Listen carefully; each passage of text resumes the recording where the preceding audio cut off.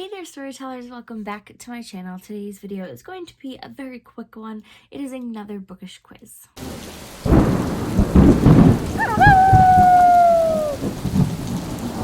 So I figured with how much I've been mentioning it this year, I would take a horror quiz on Goodreads inspired by The Woman in Black by Susan Hill. So without any further ado, let's get right on into the quiz. Question 1. In Susan Hill's The Woman in Black, what is the name of our hero?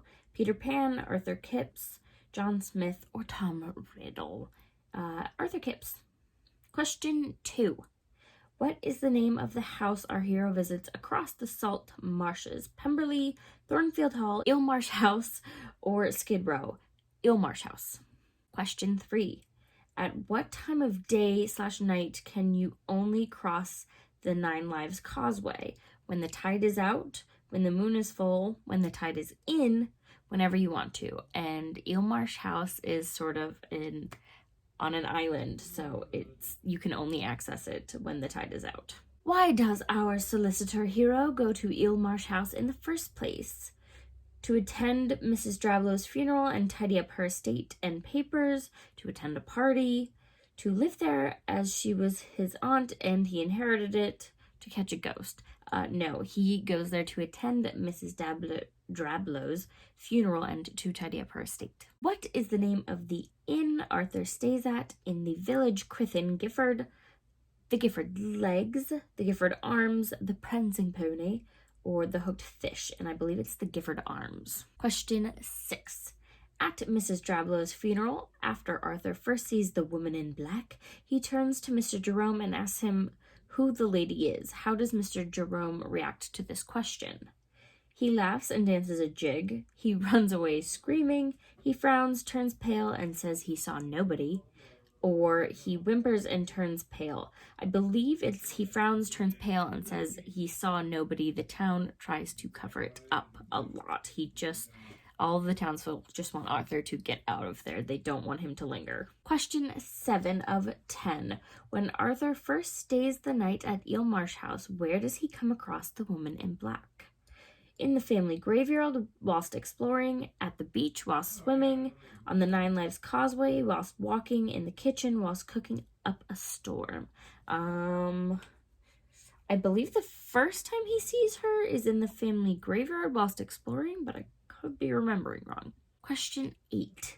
What noises does Arthur hear on his overnight stays at Eelmarsh House? A bumping noise and a pony and trap in the marsh, a woman sobbing in the parlor, howling around the family graveyard, or a child laughing in the nursery. And I believe he hears a bumping noise and a pony and trap in the marsh. Question 9 of 10. What is the name of the wee dog assigned to go with Arthur to the house? Snoopy, Frodo, Flopsy, or Spider? And I believe it's Spider. Question 10 of 10. How does Arthur describe the actual appearance of the woman in black? A rosy-cheeked, blue-eyed beauty, a petite brunette holding a bunch of lilies, gaunt, pale, with signs of a wasting disease, solemn, teary-eyed, in heart-wrenching sorrow. He does not describe her as rosy-cheeked. I don't think she's described as petite. I want to say she's gaunt and pale, but she might also just be solemn and teary-eyed. I'm just going to say gaunt and pale. Let's see if I remember right. Okay, so we're going to submit it.